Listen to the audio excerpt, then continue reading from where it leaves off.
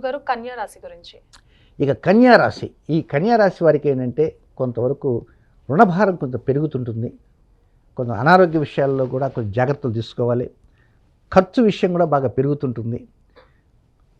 ఏదో ఈ నెల రోజుల్లో సెప్టెంబర్ 12 దాకా ఒక 10,000 రూపాయలు ఖర్చు అవుతుంది కదా అనుకుంటే అది 40,000 అవుతుంది. అంటే అనుకున్న దానికంటే కూడా ఇబ్బడి ముబ్బడిగా ఖర్చులు పెరిగేటువంటి అవకాశాలు వస్తాయి.